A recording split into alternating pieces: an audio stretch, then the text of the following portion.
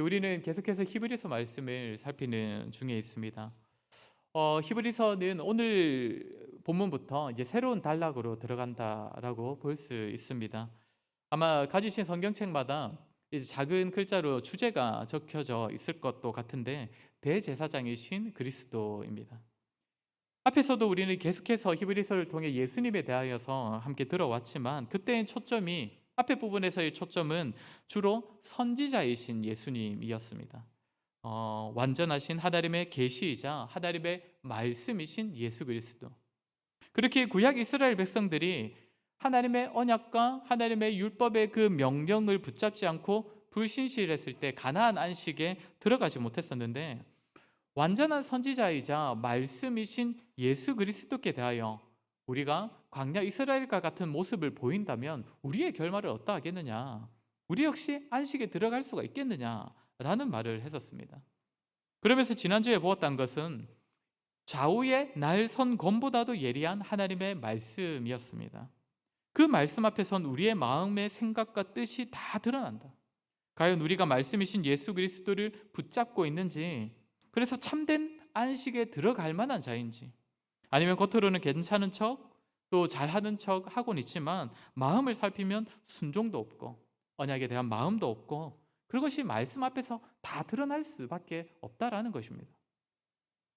그런데 우리가 생각을 해보면 하나님께서 말씀으로 우리 자신의 마음을 살피신다라고 할 때에 과연 괜찮을 만한 사람이 있을까? 13절 끝을 보면 우리는 하나님 앞에서 벌거벗은 것처럼 드러날 수밖에 없는 자들인데 참으로 진실되게 하나님만을 섬기며 참 안식에 들어갈 만하다라고 자신할 수 있는 사람이 있겠냐는 것입니다. 우리의 외적인 것만을 살펴도 사실 우리는 자신이 없는데 우리의 마음 깊은 곳을 살핀다고 하니 과연 자신 있는 자가 있을까? 그렇게 제가 이제 지난주에 설교하면서 물론 본문 내용에 따라 설교했기 때문에 말씀으로 우리가 우리 자신을 잘 살펴야 한다고 강조하긴 했지만 사실 말씀으로 우리를 살피는 작업은 우리를 더 두렵게 만들고 또 우리를 어쩌면 결국엔 자포자기하게 만들지도 모르는 그런 일입니다. 그런 흐름에서 이제 히브리서 기자가 다시 예수님의 이야기를 꺼내는데 예수 그리스도의 대제사장 되심입니다. 예수님께서는 하나님의 완전한 계시이자 참 선지자이자 참 말씀이실 뿐만 아니라 우리의 대제사장이 되신다라는 것입니다.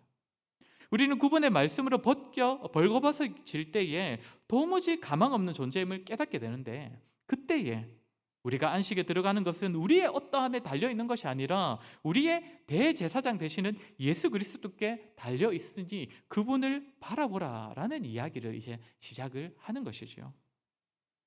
저와 여러분도 말씀 앞에 우리를 진실되게 진단해 보면 뭔가 자신감을 얻기보다는 자신이 없어지고 더 부끄러워지고 더 나아가서는 불안함이 생길 수도 있는데 그때에 우리가 기억할 사실은 우리가 안식에 들어가는 것은 대제사장 되시는 예수 그리스도로 말미암아 가능하다라는 사실입니다. 오늘 말씀을 통해 이 사실 너무나 기본적이지만 그렇게 너무나 중요하다라고 할 수 있는 예수님의 대제사장 되심에 대하여서 함께 나누도록 하겠습니다. 오늘 설교는 크게 두 부분입니다. 먼저 대제사장이신 예수님께서는 승천하신 하나님의 아들이십니다. 우리는 그분을 굳게 붙잡아야 합니다. 그리고 두 번째로 대제사장이신 예수님은 우리의 연약함을 동정하시는 분이십니다. 우리는 그분 앞에 담대히 나아가야 합니다. 먼저 대제사장이신 예수님께서는 승천하신 하나님의 아들이라는 점을 살피겠습니다. 우리 오늘 보면 14절 말씀 우리 함께 읽어보도록 하겠습니다. 14절입니다. 시작. 그러므로 우리에게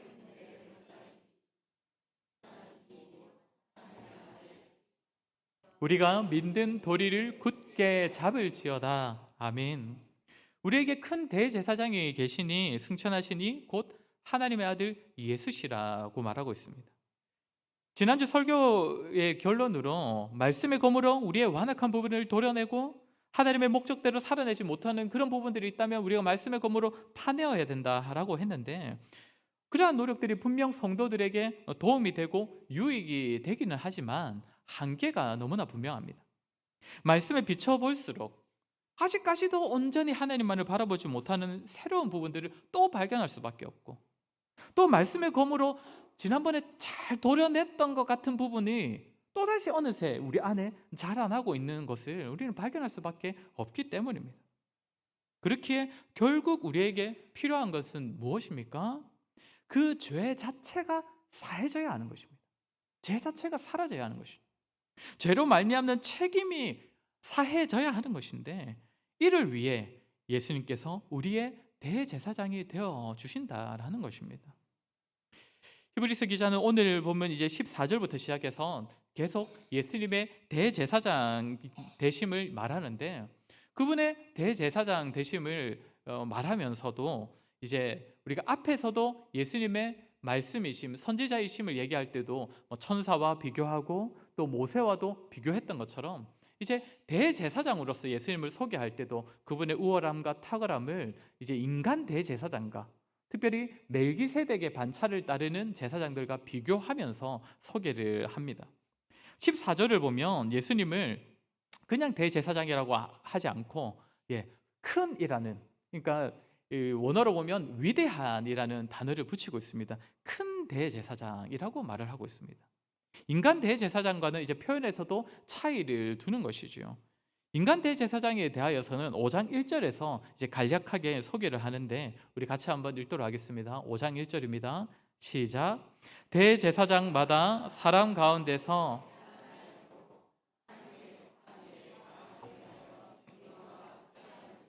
드리게 하나니, 인간 대제사장에 대하여는 뭐라고 합니까? 사람 가운데서 택한 자다라고 말하고 있습니다.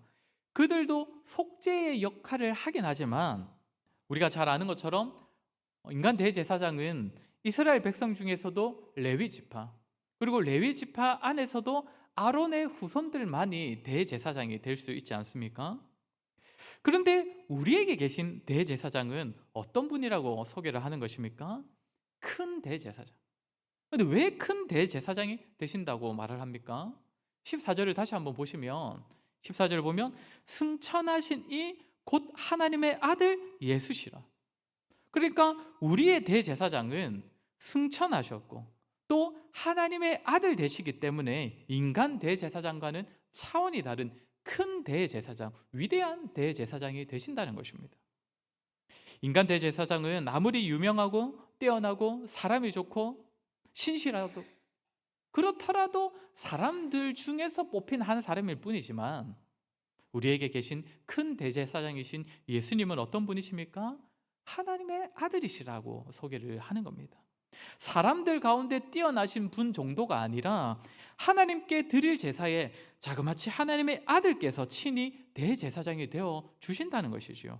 그러니 예수님께서 대제사장으로서 드리는 제사는 일반 대제사장이 드리는 제사와는 차원이 다른 제사일 수밖에 없는 것입니다. 그리고 또 하나, 예수님께서는 승천하신 분이시기 때문에 우리의 큰 대제사장이 되십니다. 예수님께서는 부활하셔서 하늘로 올라가셨는데, 그 승천이 가지는 의미는 물론 다양한 의미가 있지만 대제사장으로서 승천이 가지는 의미는 히브리서 9장 11절 12절에서 잘 소개해 주고 있습니다. 히브리서 9장 11절 12절 같이 읽겠습니다. 시작. 그리스도께서는 장래 좋은 일의 대제사장으로 오사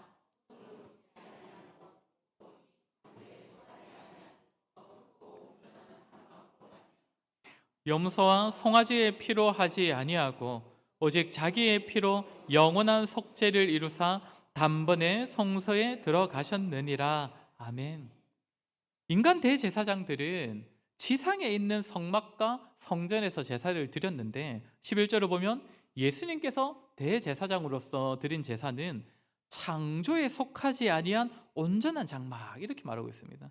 즉 이 땅의 장막이 아니라는 것이죠. 이 땅에 지어진, 손으로 지어진 장막이 아니라는 것입니다. 즉 하늘 성소에서 드려진 제사이고, 또 12절에선 그분이 드린 제사는 그 제물이 무엇이라고 합니까? 동물이 아니라 자기의 피라고 합니다. 자신이 친히 제물이 되셨다는 것이죠. 그리고 이 제사로 말미암는 결과도 차원이 다른데 어떤 결과가 이루어졌습니까? 영원한 속죄가 이루어졌다.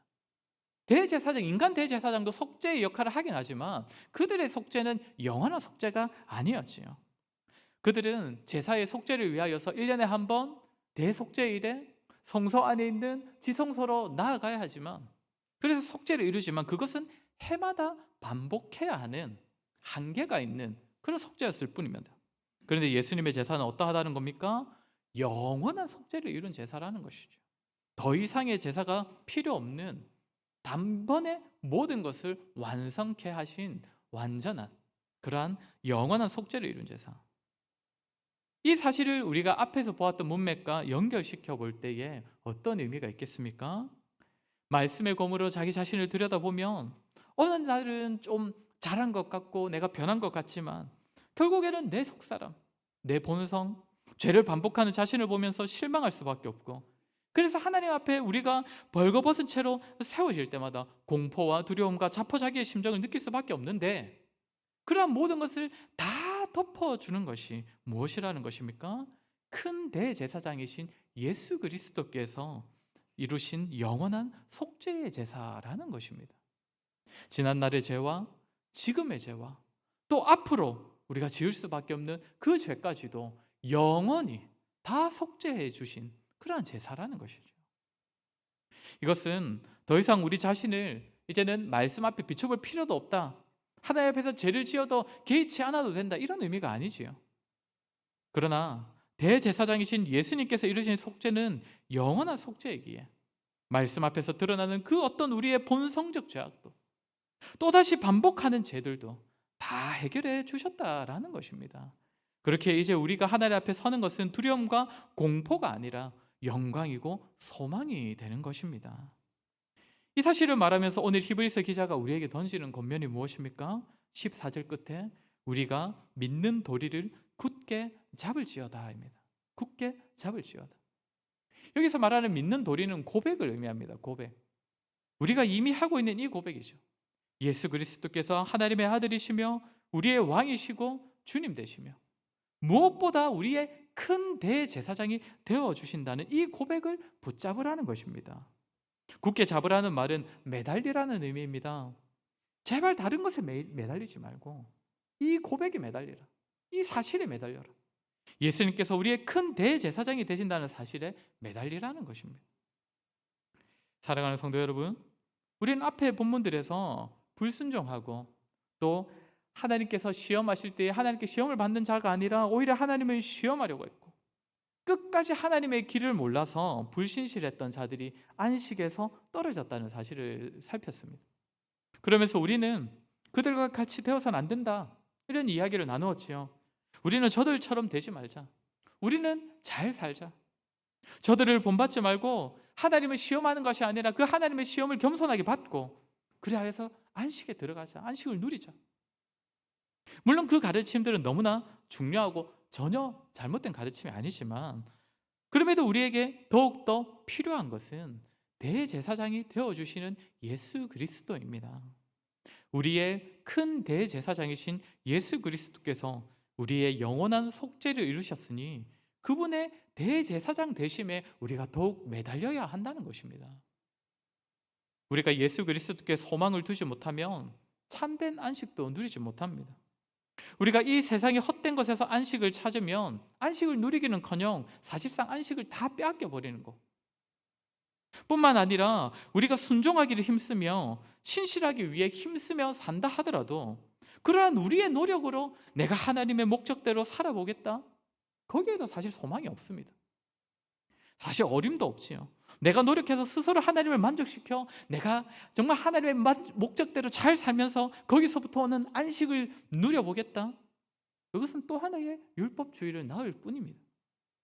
그러다가 오히려 우리 안에 죄의식만 더 커질 뿐이지요. 아니면 우리의 죄를 합리화시키며 살아가든지.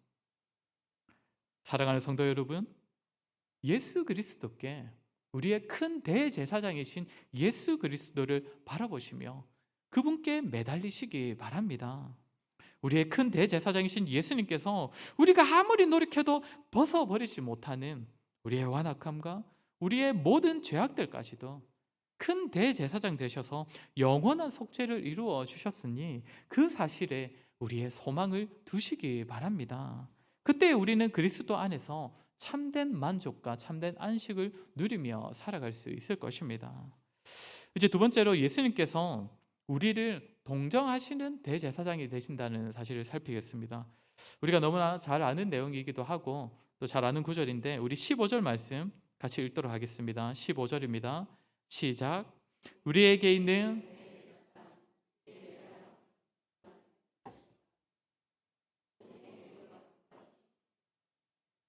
죄는 없으시니라. 아멘. 그분은 우리를 동정하신다라고 말하고 있습니다. 우리가 이 동정이라는 단어를 우리가 흔히 쓰는 것처럼 그냥 어느 정도 불쌍히 여긴다라는 이 정도의 의미로 보아서는 안 됩니다. 예전 성경에서 이 동정이라는 단어가 이전에 개역 한글 성경에서 어떤 단어로 표현되어 있었는지 기억나십니까? 체휼이라는 단어로 되어 있었습니다. 그분은 우리를 체휼하신다. 체휼이라는 단어를 보면 다른 사람의 그 아픔과 처지를 자기 것처럼 여겨서 전 인격적으로 그의 아픔과 어려움을 이해하고 마음으로는 함께 아파한다. 이런 의미를 가지는 사람입니다. 그러니까 예수님께서 우리의 연약함을 보실 때 어떤 마음으로 보신다는 것입니까? 자기 일처럼 여기신다는 것이죠. 자기 아픔처럼 깊이 이해하시고 함께 아파하시는 대제사장이 되어주신다는 것입니다. 그러면 예수님께서는 어찌하여 이런 마음을 가지실 수 있는 겁니까? 우리의 연약함을 체휼하실 수 있는 것입니까? 15절 뒤에 보면 우리와 똑같이 시험을 받으신 이로되라고 말하고 있습니다. 그러니까 우리가 이 땅에서 당하는 시험과 고통, 아픔과 고난을 예수님께서도 이 땅에 오셔서 다 받으셨기 때문에 우리가 당하는 것을 너무나 잘 알고 계신다는 것입니다. 오늘 히브리서 기자는 이 부분 역시 인간 대제사장과 예수님을 비교하는데 인간 대제사장에 대하여서는 우리 5장 2절 말씀을 같이 한번 읽어보도록 하겠습니다. 5장 2절입니다. 시작. 그가 무식하고 미혹된 자를 능히 용납할 수 있는 것은 자기도 연약에 휩싸여 있음이라. 무식하고 미혹된 자, 그러니까 죄인들을 의미하는 건데 인간 대제사장도 그런 자들을 능히 용납할 수 있다라고 표현합니다. 이유는 무엇입니까? 자기도 연약에 휩싸여 있습니다. 그러니까 다른 사람들이 가지고 있는 연약함을 인간 대제사장인 자신도 동일하게 가지고 있기 때문에 공감을 할 수 있다는 것이죠. 다른 사람들의 그 부족함, 죄들을 보면서 아이고 나도 저런 부족함이 있는데 나도 저 사람처럼 저렇게 실수하며 살아가는데 그래서 죄인들을 용납할 수 있다라는 것이죠. 인간 대제사장도 어느 정도의 용납, 어느 정도의 공감을 할 수 있다는 것입니다. 그런데 예수님께서는 우리를 동정하신다, 체휼하신다라고 말하고 있습니다. 연약함을 아시는 정도가 아니라 우리가 당하는 시험, 어려움, 고통, 그러니까 연약함으로부터 오는 그 모든 것들을 다 당하여 보셨기 때문에 깊이 이해하신다라는 것입니다. 사람들 중에도 보면 참 공감 능력이 뛰어난 사람들이 있지 않습니까? 다른 사람의 이야기를 참 잘 들어주고 또 이야기를 들을 때 참 리액션도 잘 해주고 그래서 우리는 그런 사람들을 만나서 자기 이야기를 털어놓으면 때로는 참 위로가 되기도 하고 참 힘이 되기도 합니다. 그런데 예수님께서는 우리의 연약함을 체휼하시는 분이시기 때문에 우리를 공감하시되 우리가 당하는 모든 것을 다 아시는 가운데 또한 우리의 마음 깊은 곳을 감찰하시는 가운데 우리의 연약함을 동정하신다는 것입니다. 차원이 다르시요. 아무리 공감 능력이 뛰어난 사람이라 하더라도 우리의 연약함과 우리의 형편과 어려움을 다 알 수는 없습니다. 우리가 무엇을 얼마나 힘들어하는지 정확하게 무엇 때문에 저렇게 마음을 힘들어하는지 다 알 수 없습니다. 그런데 예수님께서는 모든 것을 그저 불쌍히 여기며 공감하시는 것이 아니라 모든 것을 다 경험하여 아시는 가운데 우리를 공감하시고 우리를 공감하실 뿐만 아니라 우리를 이해하실 뿐만 아니라 우리의 아픔을 자기의 아픔처럼 느끼신다라는 것입니다. 그런데 또한 예수님은 어떠한 대제사장이 되시느냐? 15절 끝에 우리와 같이 시험을 받으셨지만 죄는 없으시다라고 말하고 있습니다. 이 말이 참 중요한데 우리처럼 시험을 받으셨지만 죄가 없으시다라는 말은 어떤 의미겠습니까? 우리처럼 그렇게 시험을 받으실 때에 유혹하고 미혹하여 넘어뜨리려는 그 수많은 시험거리들을 다 통과하셨다는 것입니다. 모든 시험을 다 이기고 승리하셨다는 것이죠. 인간 대제사장은 어떤 자들입니까? 죄가 있는 자들입니다. 5장 3절을 보시면 그는 자기를 위하여도 속죄 제사를 드려야 하는 존재다라고 말하고 있습니다. 똑같은 죄인이라는 것입니다. 우리처럼 똑같이 연약함을 가졌을 뿐만 아니라 그 연약함 때문에 죄를 지었다는 것이죠. 그러나 우리 예수님께서는 모든 시험을 이기셨기에 죄가 없으시다라고 말하고 있습니다. 예수님께서는 우리와 동일한 시험을 당하셨지만 우리처럼 죄를 선택하거나 사명을 포기하거나 자기 욕망을 따르지 아니하고 결코 죄를 택하지 않으시고 모든 시험을 이기시고 승리하신 분이 되셨습니다. 그렇게 그분은 인간 대제사장처럼 죄를 속하는 정도가 아니라 죄로부터 이길 수 있는, 죄로부터 승리할 수 있는 비결을 또한 우리에게 알려주시는 분이 되어주신다는 것입니다. 그렇게 히브리서 저자는 다시 한번 권면의 말을 던지고 있습니다. 16절 말씀 같이 읽도록 하겠습니다. 16절입니다. 시작. 그러므로 우리는 긍휼하심을 받고 때를 따라 돕는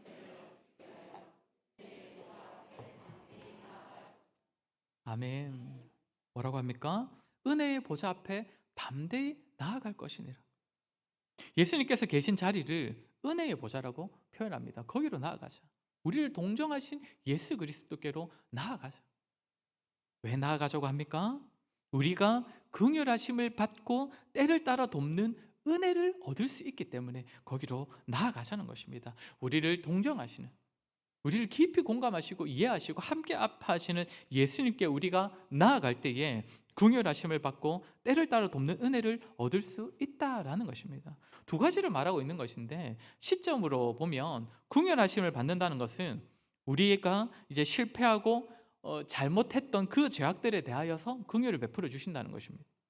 그러니까 하나님의 목적과 그분의 영광대로 살겠다고 수없이 다짐을 했지만 또 노력해 보아도 또다시 실패하고 잘못을 저지르고 죄를 반복하여 짓는데 그분께로 간다면 그때 그런 우리에게 긍휼을 베풀어 주신다는 것입니다. 앞서 말한 대로 그분은 우리의 연약함을 동정하시는 분이시기 때문에 말씀 앞에서 드러나는 우리의 모든 완악함에 대하여서도 긍휼을 베풀어 주신다. 그러니까 그분께 나아가자는 것이죠. 그리고 우리가 그분께 나아가면 때를 따라 돕는 은혜를 베풀어 주신다고 합니다. 이것은 다시금 힘을 내어 안식에 들어가는 삶을 살아갈 수 있도록 우리를 도와주신다라는 것입니다. 지난 죄들에 대하여서 긍휼하심을 받고 이제 또다시 삶의 현장에서 열심히 살아가려고 할 때에 사실상 우리의 상황은 여전하지 않습니까? 여전히 돈과 질병과 자식 문제와 여러 가지 실존적인 문제를 안고 살아가는 그 현실은 변함이 없는데 그때에 주님께서 때를 따라 돕는 은혜를 베풀어 주신다는 것입니다. 그렇게 은혜의 보좌 앞에 담대히 나아갈 것이니라. 히브리서 기자는 대제사장이신 우리 주님께서 우리를 동정하시는 가운데 지난날의 죄와 잘못에 대하여서는 긍휼을 베풀어 주시고 또 지금 우리의 삶의 자리에서는 때를 따라 돕는 은혜를 베풀어 주실 것이니 우리가 그분께로 나아가자. 그것도 죄의식과 두려움이 아니라 담대함으로 나아가자. 우리를 체휼해 주시는 예수 그리스도시니 그분께 은혜를 구하는 자리로 담대히 나아가자고 권면을 하는 것입니다. 사랑하는 성도 여러분, 우리의 모든 연약함을 잘 아시고 또 체휼하시는 예수 그리스도께서 우리의 대제사장이 되어 주신다는 사실을 기억하시기 바랍니다. 그리고 그분께서 베풀어 주시는 그 은혜의 보좌 앞으로 부지런히 담대히 나아가시는 여러분들 되시길 바랍니다. 우리는 그 안에서 참된 위로와 안식을 얻을 수 있을 것입니다. 가끔씩 성도님들께서 저에게 찾아오셔서 가지고 계시는 어려움들, 또 문제들, 아픔들, 고민들을 또 말씀해 주실 때가 있습니다. 부족한 자라도 그런 얘기를 드릴 수 있어서 얼마나 감사한지 모릅니다. 그런데 제 마음 한편으로는 사실 제가 아는 게 너무 없어서 전적으로 정말 깊은 공감을 해드리지 못하는 것 같아서 참 부끄럽고 죄송하기도 합니다.